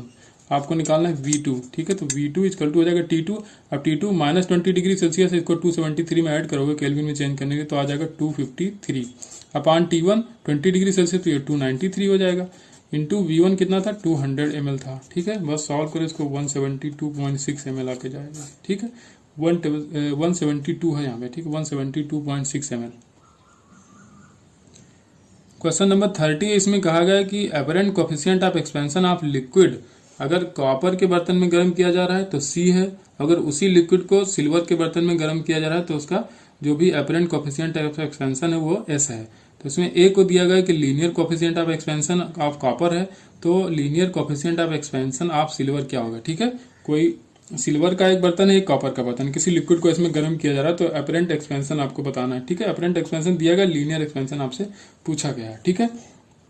तो देखो C क्या हो जाएगा, अब देखो गामा लिक्विड मतलब कि जो लिक्विड में एक्सपेंशन हो रहा है माइनस गामा ऑफ कॉपर, ठीक है। और S की वैल्यू लिक्विड का जो एक्सपेंशन है, ठीक है, तो ये हो जाएगा liquid minus gamma of silver ठीक है। अब देखो अगर लीनियर एक्सपेंशन अल्फा है, ठीक है, तो जो भी आपका वॉल्यूम एक्सपेंशन होगा, वॉल्यूम एक्सपेंशन गामा की वैल्यू होती है 3 अल्फा के बराबर। और अगर बीटा देखा जाए जो कि आपका एरिया का एक्सपेंशन होता है, ठीक है, तो वो हो जाता है 2 अल्फा के बराबर। तो यहाँ पे बस जहाँ पे गामा है वहाँ पे 3 अल्फा रख दो।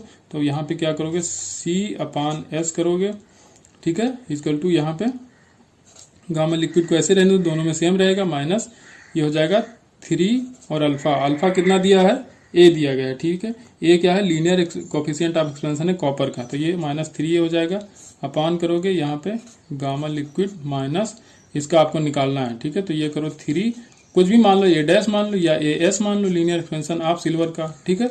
बस आप क्या करना है, आपको माइनस करो, यहाँ पे माइनस करो, यहाँ माइनस करो, यहाँ दोनों इक्वेशन को माइनस कर दो आपस में, ठीक है। तो यहाँ क्या हो जाएगा, C-S हो जाएगा, ये गामा लिक्विड कैंसिल हो जाएगा, यहाँ पे आ जाएगा ये प्लस हो जाएगा, तो प्लस 3AS माइनस 3A आ जाएगा, ठीक है। तो 3A, अब ये एस की वैल्यू आपको निकालनी है, तो AS निकल के आएगा यहाँ पे, देखो C-S तो पहले से यहाँ +3 जुड़ जाएगा, तो C-S प्लस 3A अपान 3 हो जाएगा, ठीक है। तो AS की वैल्यू आ जाएगी C-S प्लस 3A अपान 3। क्वेश्चन नंबर 31 है, in the glass capillary tube the shape of the surface of the liquid depend. देखिए जो भी शेप आता है ना, तो एडहेसिव और कोहेसिव दोनों फोर्सेस की वजह से आता है। जैसे कभी कभी लिक्विड का जो भी कर्व बन के आता है इस तरह आता है, कोई लिक्विड जैसे आप मरकरी फिल करोगे तो इस तरह बन के आएगा, ठीक है, वाटर फिल करोगे तो इस तरह बन के आएगा, ठीक है, और अगर सिल्वर फिल कर दोगे तो सीधे आ जाता है, ठीक है, अगर ग्लास ट्यूब है तो अब ये डिपेंड करता है कोहेसिव एडहेसिव पर। कोहेसिव फोर्स वो होता है जो इनके म्यूचुअल जो एटम या मॉलिक्यूल होता है उनके बीच जो फोर्स लगता है होता है कोहेसिव फोर्स। एडहेसिव फोर्स होता है ये सरफेस और मॉलिक्यूल के बीच में, जो ये ग्लास का सरफेस या कोई भी सरफेस हो उसके बीच, और जो मॉलिक्यूल है इसके, जो लिक्विड इसमें फिल है उसके मॉलिक्यूल के बीच जो फोर्स लगता है वो होता है एडहेसिव फोर्स। एडहेसिव मतलब एडहेशन हो रहा है यहाँ पे, ठीक है। तो ये दोनों फोर्सेस की वजह से जो भी शेप बन के आता है वो होता है, तो ऑप्शन सी यहाँ पे हो जाएगा। नेक्स्ट क्वेश्चन नंबर 32 है, यहाँ पे कोई बीम है एल लेंथ की, जिसमें डब्ल्यू वेट इसमें हैंग किया गया है, और वी इसका विद है, एल इसकी लेंथ है, और गामा यहाँ पे है यंग्स मॉडुलस है, ठीक है। तो इसमें डी क्या दिया गया, थिकनेस है, डी यहाँ पे थिकनेस दिया गया है, और वी क्या है, विद है। तो आपको बताना है डिप्रेशन कितना होगा, मतलब कि कितना झुक जाएगी। जैसे ये बीम सीधी थी, अगर बीच में अगर लटकाया गया है कोई यहाँ पे वेट लटकाया गया तो कितनी झुक जाएगी, वही डेल्टा की वैल्यू बतानी है। तो भैया इसका direct formula delta equal to WL³ / 4 gamma VD cube. अब प्रोपोर्शनलिटी आपसे पूछी गई, ठीक है, प्रोपोर्शनलिटी आपसे पूछी गई तो किसके प्रोपोर्शनल होगा, गामा के प्रोपोर्शनल हो जाएगी, क्योंकि देखिए कोई भी बीम है तो उसका जो विद होगा, जो थिकनेस होगी, तो लोड लटकाया गया वो भी, इसका लेंथ भी, तो सारी चीजें तो कांस्टेंट है। यहाँ पे डब्ल्यू भी कांस्टेंट, वेट लटकाया गया, एल भी कांस्टेंट, 4 भी कांस्टेंट, और इसकी थिकनेस भी कांस्टेंट और विद भी कांस्टेंट, तो ये इन्वर्सली प्रोपोर्शनल हो जाएगा गामा के। तो ऑप्शन यहाँ पे सही हो जाएगा आपका C, inversely proportional to gamma. Question number 33 दिया गया है कि अगर अर्थ स्टॉप हो जाए, ठीक है, अर्थ का जो रोटेशन है वो बंद हो जाए, तो उसके जी पे क्या इफेक्ट पड़ेगा, इक्वेटर पे। इक्वेटर और पोल दो होते हैं, तो इक्वेटर पे क्या इफेक्ट पड़ेगा, जी पे। तो जी का फार्मूला होता है G' = G - ω² R cos² alpha. तो देखिए इक्वेटर पे जो अल्फा की वैल्यू होती है 0, ठीक है। तो यहाँ पे जब 0 रखोगे तो ये cos अल्फा 1 हो जाएगा, ठीक है। तो G' = G - ω² R, मतलब जो भी उसकी एंगुलर वेलोसिटी रहेगी और इनटू उसका रेडियस से जब मल्टीप्लाई करेंगे तो उतना कम हो जाएगा जी में, जब तक अर्थ रोटेट करती रहेगी। लेकिन जब रोटेशन बंद हो जाएगा तो ये 0 हो जाएगा, तो जब ये वैल्यू 0 हो जाएगी तो ये वैल्यू मैक्सिमम हो जाएगी। इसका मतलब जी इंक्रीज करेगा और जी मैक्सिमम हो जाएगा अर्थ की रोटेशन अगर रुक जाए तो। अब यही चीज अगर पोल पे पूछा जाए तो पोल की वैल्यू 90 होती है, तो अल्फा की वैल्यू cos 90 हो जाएगा 0, मतलब ये टर्म पूरा 0 हो जाएगा। तो अब अर्थ रोटेट करे या ना करे, जी पे कोई इफेक्ट नहीं पड़ेगा। जी पहले भी जी के बराबर था, बाद में भी जी के बराबर होगा, इसका मतलब पोल पे कोई इफेक्ट नहीं पड़ेगा। तो यही चीज अगर पोल के लिए पूछी जाती तो ऑप्शन बी सही हो जाता, रिमेन सेम। लेकिन यहाँ पे इक्वेटर के लिए पूछा गया इसलिए इंक्रीज कर जाएगी। क्वेश्चन नंबर 34 है, यहाँ पे फोर्स दिया गया है 5I + 3J, और यहाँ पे डिस्प्लेसमेंट का पॉइंट दिया गया है R = 2I - 1J। Work done पूछा गया, तो वर्क डन W = होता है F.S। तो अब क्या करना है, F5I + 3J इंटू ये R कितना हो जाएगा 2I - 1J। तो यहाँ पे लिख लो 5I + 3J इंटू डॉट हो जाएगा 2I - 1J। बस क्या करना है, डॉट डॉट करो, 5 × 2 ये हो जाएगा 10, यहाँ पे I J का 0 हो जाएगा, फिर इसका जे और आई का 0 और जे और जे का 1, तो -3, तो ये हो जाएगा 7 जूल। इस तरह का कई बार क्वेश्चन पूछा गया है, आ जाएगा 7 जूल। नेक्स्ट क्वेश्चन नंबर 35 है, on account of earth rotating about its axis. इसमें 4 ऑप्शन दिए गए। इसमें पहला ऑप्शन है linear velocity of object at the equator is greater than the other places. ठीक है, तो अगर लीनियर वेलोसिटी v की बात किया जाए तो होता है ओमेगा क्रॉस r। ठीक है, तो ओमेगा तो सेम रहेगा, एंगुलर वेलोसिटी जो होती है अर्थ की वो सेम रहती है। तो अब r देखिए, इक्वेटर की वैल्यू जो होती है r वो सबसे ज्यादा होती है। अर्थ से देखा जाए तो इक्वेटर की डिस्टेंस सबसे ज्यादा होती है, तो r ज्यादा होगा तो लीनियर वेलोसिटी सबसे ज्यादा होगी। तो ये ऑप्शन एकदम सही है, the linear velocity object at the equator is greater than the other places. अब बी ऑप्शन दिया angular velocity object is equator more than, तो देखिए एंगुलर वेलोसिटी तो कांस्टेंट होती है, ऑप्शन गलत हो जाएगा। सी यहाँ पे दिएगा linear velocity of object all places of the earth equal, नहीं, लीनियर वेलोसिटी ऑल प्लेस पे इक्वल नहीं होगी, जहां जहां आर बढ़ेगा जैसे जैसे वैसे वैसे वी बढ़ती जाएगी। लास्ट ऑप्शन दिया गया at all places the angular velocity of linear velocity are uniform. Linear velocity भैया यूनिफॉर्म नहीं है, एंगुलर वेलोसिटी यूनिफॉर्म है। ठीक है, तो ऑप्शन ए करेक्ट हो जाएगा यहाँ पे। क्वेश्चन नंबर 36 है, a particle A suffer an oblique elastic collision with a particle B with initially at rest if their masses are same then after collision. Collision के बाद क्या होगा, इसमें पूछा गया है। देखिए परफेक्टली इलास्टिक कोलिजन है, तो यहाँ पे क्या होगा, पहले तो काइनेटिक एनर्जी सेम होगी। ठीक है, before collision after collision kinetic energy same होगी, तो करेंगे हाफ m u1 स्क्वायर, यहाँ पे 0 हो जाएगा, रेस्ट में है, plus equal to half m v1 square plus half m v2 square. ठीक है, हाफ m कैंसिल हो जाएगा, तो u1 स्क्वायर इक्वल टू हो जाएगा v1 स्क्वायर प्लस v2 का स्क्वायर। अब कंजर्वेशन ऑफ लीनियर मोमेंटम लगाएंगे, तो m1 u1 इक्वल टू हो जाएगा m1 v1 plus m2 v2, लेकिन डायरेक्शन भी दिखाना है हमको यहाँ पे। ठीक है, अब क्या करेंगे, m कैंसिल आउट हो जाएंगे। ठीक है, क्योंकि मास दोनों पार्टिकल का सेम ही था। अब इसको ओपन करो, ब्रैकेट को अगर इसको जो आपका वेक्टर फॉर्म है इसको अगर स्क्वायर किया जाए तो ये हो जाएगा u1 का स्क्वायर, इस तरफ जो स्क्वायर करोगे तो ये हो जाएगा v1 square plus v2 square plus 2v1 v2 cos theta. ठीक है, ये निकल के आएगा। अब देखिए, अब यहाँ पे जो भी u1 स्क्वायर की वैल्यू हो v1 square plus v2 square के बराबर है, या फिर v1 square plus v2 square की जगह u1 स्क्वायर रख दो, तो यहाँ पे अगर u1 स्क्वायर रख दोगे तो u1 स्क्वायर इधर जाएगा तो ये 0 हो जाएगा, तो उस तरफ क्या हो जाएगा 0, तो 2v1 v2 cos theta equal to आ गया 0, 2v1 v2 cos theta equal to आ जाएगा 0, तो ये 2v1 v2 इस तरफ जाएगा तो cos theta equal to 0, theta equal to हो जाएगा 90 डिग्री। मतलब कि आफ्टर कोलिजन दोनों पार्टिकल आपस में म्यूचुअली परपेंडिकुलर हो जाएंगे। ऑप्शन सी यहाँ पे करेक्ट हो जाएगा। क्वेश्चन नंबर 37 है, सर्कुलर डिस्क दी गई है, ए है जिसका रेडियस r है और थिकनेस t है, और दूसरी डिस्क है जो b है उसका रेडियस 4r है और थिकनेस t/4 है। इसमें आपको रिलेशन बताना है IA एंड IB, जो मोमेंट ऑफ इनर्शिया होगा पहले का और दूसरे का, उसमें रिलेशन हम करेंगे। IA/IB अगर करेंगे तो ये हो जाएगा हाफ m, अब m यहाँ पे दिया नहीं गया तो रो इंटू ए करोगे। ठीक है, रो इंटू वी करोगे, वी मतलब वॉल्यूम, डेंसिटी इंटू वॉल्यूम करोगे तभी मास आ जाएगा। तो इसका वॉल्यूम करने के लिए एरिया इंटू थिकनेस करना पड़ेगा, तो एरिया हो जाएगा पाई r स्क्वायर, थिकनेस है यहाँ पे t, तो ये हो गया आपका मास की value into r square. Half m r square होता था तो अब करोगे r स्क्वायर, अपान करोगे हाफ रो पाई r स्क्वायर, यहाँ भी करोगे एरिया के लिए तो पाई r यहाँ पे दिया 4r तो हो जाएगा 16r स्क्वायर इंटू t, यहाँ पे थिकनेस दिया t/4, और ये हो गया m की value into r square, r कितना है 4 है तो 16r स्क्वायर हो जाएगा। अब जो कैंसिल होगा उसको कैंसिल करो, हाफ रो कैंसिल, पाई से पाई कैंसिल, r स्क्वायर से r स्क्वायर कैंसिल, t से t कैंसिल, r स्क्वायर से r स्क्वायर कैंसिल, ये 4 से 16 को अगर ये हो जाएगा 4 इंटू 16 हो जाएगा 164। ठीक है, ये आ जाएगा 164, मतलब कि IA/IB आ गया 164, जिसकी वैल्यू लेस देन 1 है। ठीक है, 1/64 होगा, सॉरी, तो ये लेस देन 1 है, तो IA/IB लेस देन 1, तो IB इस तरफ जाएगा तो ये क्या हो जाएगा, जो IA होगा लेस देन IB होगा। ऐसे आप इसको सॉल्व कर सकते हैं। क्वेश्चन नंबर 38 दिया गया, इसमें if one sphere collide head on with another sphere of the same mass के दो स्फीयर हैं जो आपस में कोलाइड हो रहे हैं, दूसरा वाला रेस्ट में है, तो इसमें आपको रेशियो बताना है वेलोसिटी का। ठीक है, v2/v1 दूसरे का वेलोसिटी अपॉन पहले का वेलोसिटी आफ्टर कोलिजन बताना है। ठीक है, तो इसकी वैल्यू मैं तो कहूँगा v2/v1 की जो वैल्यू है आप इसको याद कर लो, 1 + e/1 - e, ये तो हम कहेंगे याद करने के लिए। अगर इसको सॉल्व करने की बात है तो चलो सॉल्व कर लेते हैं। तो जो आपका डिस्ट्रीब्यूशन कांस्टेंट होता है तो E = होता है velocity of separation. Velocity of separation मतलब v2 - v1 upon velocity of approach u1 - u2। u2 की वैल्यू यहाँ पे 0 तो इसको रख दो 0। तो जो u1 = आ जाएगा v2 - v1, इसको यहीं पे लिखा रहने दो। ठीक है, अब क्या करोगे आप लीनियर मोमेंटम कंजर्वेशन लगाओगे यहाँ पे, तो m1 u1 = हो जाएगा m2 v2 plus m1v1 sorry m1v1 equal to m1v1 plus m2v2। देखिए m सेम है क्योंकि सेम पार्टिकल का सेम मास था, तो m कैंसिल आउट हो जाएंगे, ठीक है। तो u1 इक्वल टू आ जाएगा यहाँ पे v1 प्लस v2, ठीक है। अब हमको क्या करना है, u1 की जगह वैल्यू रख दो, तो u1 यहाँ है तो यहाँ पे वैल्यू रखो इसकी u1 की, तो ये हो जाएगा u1 की वैल्यू रखोगे v1 plus v2 equal to आ जाएगा v2 माइनस v1।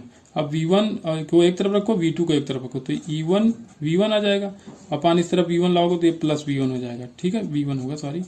अब यहाँ पे e2 इसमें मल्टीप्लाई होगा तो प्लस ev2 हो जाएगा, तो इधर लाओगे तो v2 माइनस ev2 हो जाएगा, ठीक है। अब यहाँ पे v1 कॉमन ले लो तो ये हो जाएगा e प्लस 1, यहाँ पे v2 कॉमन ले लोगे तो यहाँ पे आ जाएगा 1 माइनस e, ठीक है।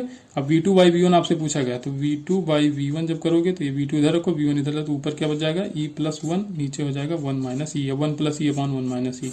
तो ये निकल के आया है, लेकिन आपको मैं कहूँगा इसको याद रखिए, क्योंकि याद रखने से आपका टाइम बचेगा। अगर न्यूमेरिकल वैल्यू पूछ ली गई इसकी, ठीक है, तो बड़ी दिक्कत हो जाएगी, इतना सॉल्व करने आपको बहुत टाइम लगेगा, तो आप इसको ऐसे याद कर लीजिए।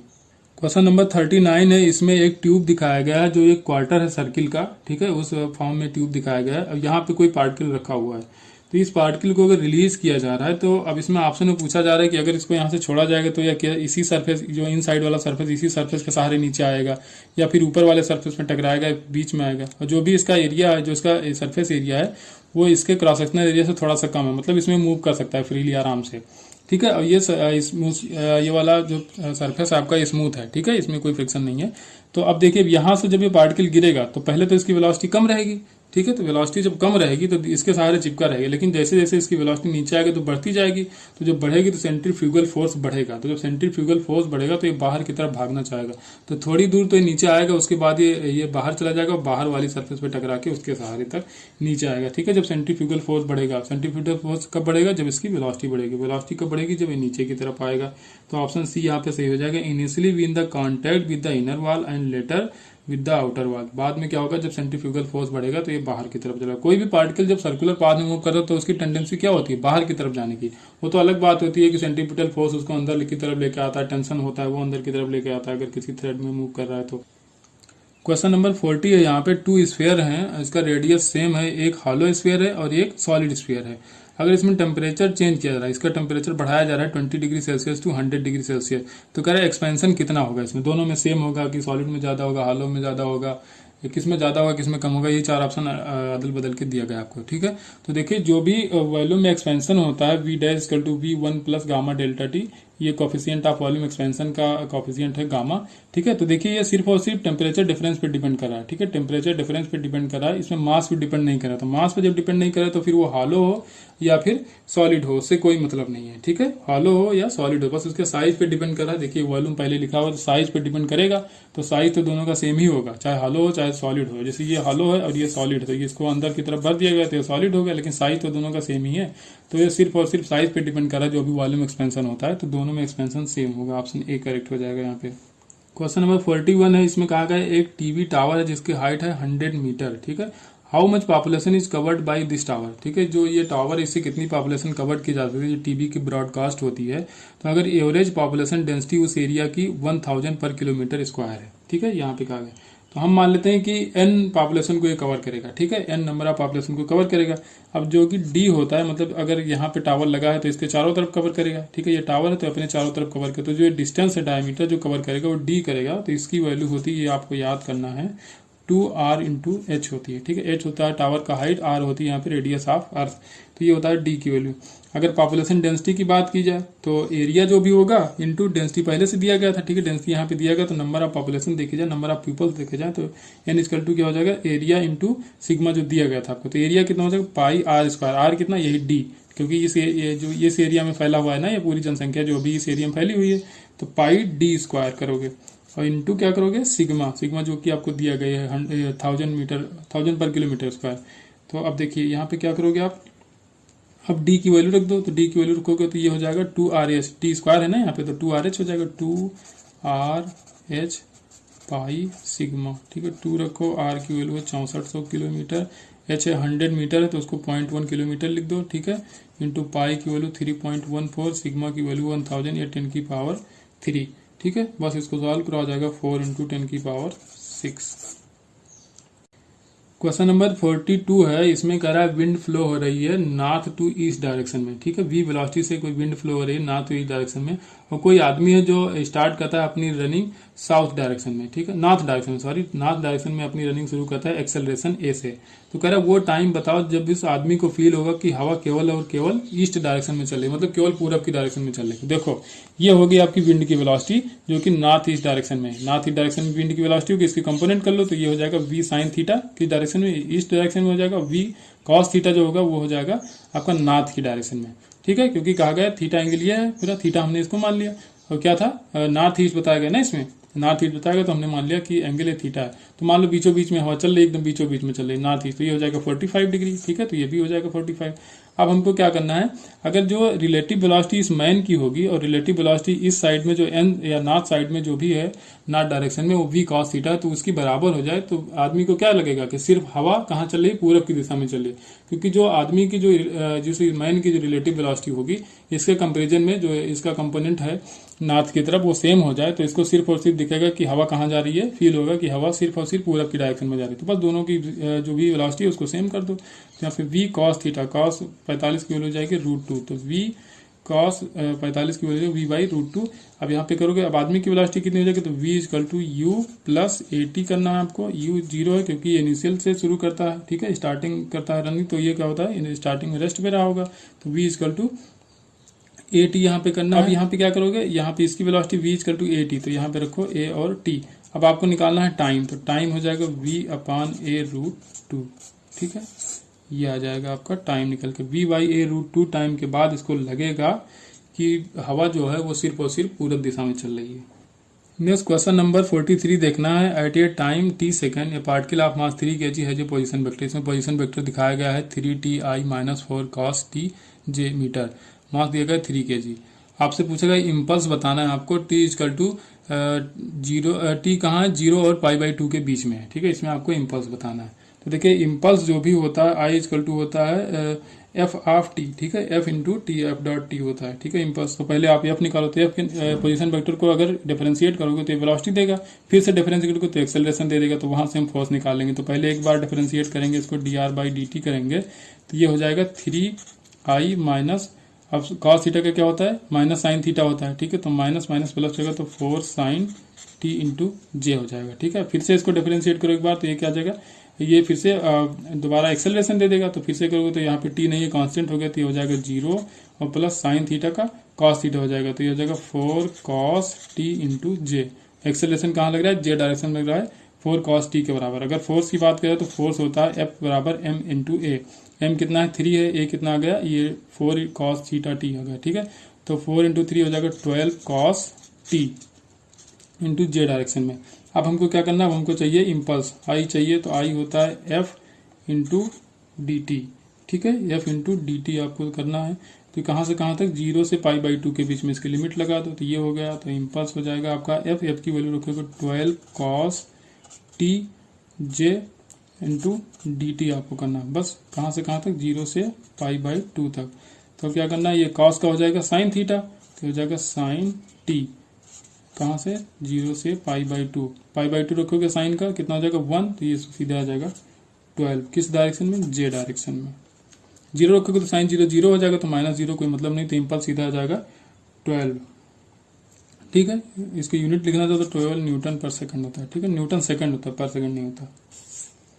नेक्स्ट क्वेश्चन नंबर 44, इसमें कहा गया कि एक इलेक्ट्रॉन को v वेलोसिटी से प्लेट से अल्फा डिग्री पे इसको थ्रो किया जा रहा है, प्लेट की जो एरिया है उनके बीच में। ठीक है, दोनों प्लेट के बीच जो स्पेस है उनके बीच में थ्रो किया जा रहा है अल्फा एंगल पे, और लीव कर रहा है उस एरिया को बीटा एंगल पे।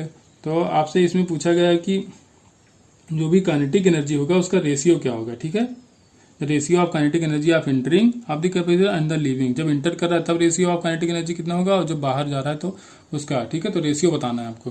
तो पहले हम क्या करेंगे, जैसे अब यहाँ से थ्रो किया इलेक्ट्रॉन को, तो इस पर फोर्स लगेगा क्योंकि इसके बीच इलेक्ट्रिक फील्ड होता है कैपेसिटर की प्लेट के बीच में, तो इलेक्ट्रिक फील्ड तो जो भी फोर्स लगेगा आगे पीछे जो भी लगेगा, लेकिन जो पैरेलल डायरेक्शन होगा, जैसे प्लेट यह है तो इसके पैरेलल डायरेक्शन में कोई फोर्स नहीं लग रहा है, तो पैरेलल डायरेक्शन की वेलोसिटी में कोई चेंज नहीं आएगा। जब भाई फोर्स नहीं लगा तो वेलोसिटी में कोई चेंज नहीं आएगा। तो यहाँ से अगर अल्फा एंगल है तो ये क्या हो जाएगा, वी कॉस अल्फा।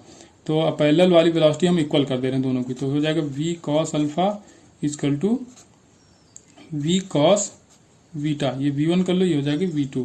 तो यहाँ पे अगर V1 बाई V2 करोगे तो ये हो जाएगा cos Vita upon cos alpha. अब काइनेटिक एनर्जी क्या होता है, हाफ एम बी स्क्वायर होता है, तो एम और एम कैंसिल हो जाएगा क्योंकि सेम पार्ट के लिए तो है, तो किस पे डिपेंड करेगा, वी स्क्वायर पे। तो अगर काइनेटिक एनर्जी की बात की जाए K1 बाई K2 की, तो हो जाएगा cos Vita upon cos alpha का होल स्क्वायर। ऑप्शन सही हो जाएगा आपका बी यहाँ पे। क्वेश्चन नंबर 45 है, इसमें कहा गया है कि एक रोम्बस है, ये रोम्बस है जिसकी एक जो साइड है उसकी लेंथ एल है, ठीक है, और उसको यहाँ एक सॉलिड सरफेस है, कोई भी सरफेस मान लो यहाँ पे, उससे इसको अटैच किया गया है, और आगे इसके इस पॉइंट को वेलोसिटी दी गई है v, ठीक है। तो आपसे पूछा जा रहा है कि इसकी b पॉइंट की वर्टिकल वेलोसिटी क्या होगी जब ये स्क्वायर के फॉर्म में आ गया होगा। पहले ये ऐसे रहा होगा, कैसे भी रहा होगा, बिना स्क्वायर रोम्बस फॉर्म में रहा होगा, लेकिन जब इसको आगे खींचोगे तो ये नीचे आएगा, नीचे आते हैं जब स्क्वायर के फॉर्म में हो जाए तब इसकी वेलोसिटी कितनी होगी। तो जब ये स्क्वायर के फॉर्म में आए तो वाई एक्सिस पे हम मान ले रहे हैं कि ये वाई है, ठीक है, ये y है, और ये क्या हो जाएगा, ये पूरा x होता है एक्स एक्सिस पे, लेकिन यहाँ पे इतना कितना होगा, ये x/2 हो जाएगा, ठीक है। तो अब अगर लगाया जाए पाइथागोरस थ्योरम लगाया जाए तो ये क्या हो जाएगा, y का स्क्वायर प्लस x/2 का होल स्क्वायर इक्वल टू हो जाएगा यहाँ पे l स्क्वायर के बराबर, ठीक है, ये हो जाएगा l स्क्वायर के बराबर। इसकी लेंथ कितनी l है। अब इसको डिफरेंशिएट करो, ठीक है, तो डिफरेंशिएट जब करोगे इसको t से, क्योंकि dy/dt क्या देगा, वेलोसिटी देगा y पॉइंट की, तो dy/dt करोगे तो यहाँ पे हो जाएगा 2y और dy/dt, ठीक है, प्लस अब यहाँ पे x स्क्वायर है, 1/2 आगे ले लो, x स्क्वायर का हो जाएगा 2x dx/dt, ये हो जाएगा, और प्लस अब l क्या है, l तो कांस्टेंट है ना भाई, किसी साइड का जो लेंथ है वो l कांस्टेंट है, तो कांस्टेंट का डिफरेंशिएशन होता है 0। अब आपको क्या है ना, dy/dt इधर ही रहने दो, ठीक है, dy/dt एक तरफ रहने दो और बाकी सारी चीज़ों को एक तरफ ले जाओ, तो इसको करोगे तो ये आ जाएगा माइनस में 1/2 2x और dx/dt, ठीक है। अब dx/dt क्या हो जाएगा, ये लीनियर वेलोसिटी आपको v दिया है पहले से, तो इसकी वैल्यू आप v रख सकते हो, ठीक है, तो ये v हो जाएगा, और ये जो आपका dy/dt है ये हो जाएगी इस पॉइंट की वेलोसिटी। अब ये जो 2y था, 2y इधर नीचे ले आओ तो यहाँ आ जाएगा 2y, ठीक है, तो 2 से 2 कैंसिल हो जाएगा, x/y बचेगा यहाँ पे। अब जब ये वाला x हो, ठीक है, ये वाला x जब y के बराबर हो जाए, ठीक है, किसके बराबर हो जाए, y के बराबर हो जाए, तो ये आपस में कैंसिल आउट हो जाएंगे, ठीक है। 2x जब ये x y के बराबर हो जाएगा, जब ये स्क्वायर के फॉर्म में जाओगे तो क्या होगा, जो ये होगा वही डिस्टेंस ये वाली हो जाएगी, ठीक है। तो जब दोनों बराबर हो जाएंगे, क्योंकि स्क्वायर में क्या होता है, ऐसे स्क्वायर करोगे आप तो जो जितना पार्ट ये होता है उतना यही होता है, उतना ये भी होगा, उतना ये भी होता, तो ये क्या होगा, ये कैंसिल आउट हो जाएंगे, तो ये हो जाएगा सीधे v/2। तो वेलोसिटी कितनी हो जाएगी इसकी, v/2, जब स्क्वायर के फॉर्म में आएगा तो इसकी वेलोसिटी हो जाएगी v/2। तो ये हुआ आपका NTA mock test paper number 20। Next paper हम डिस्कस करेंगे 21, और आपका जो 19 नंबर का पेपर है उसमें 23 क्वेश्चन हमने कराए थे, 22 क्वेश्चन बाकी हैं, तो उसको भी हमने कर लिया है, उसको हम किसी टाइम अपलोड कर देंगे, ठीक है। तो चलिए आज के लिए इतना ही, बाकी मिलेंगे नेक्स्ट वीडियो में। Thank you.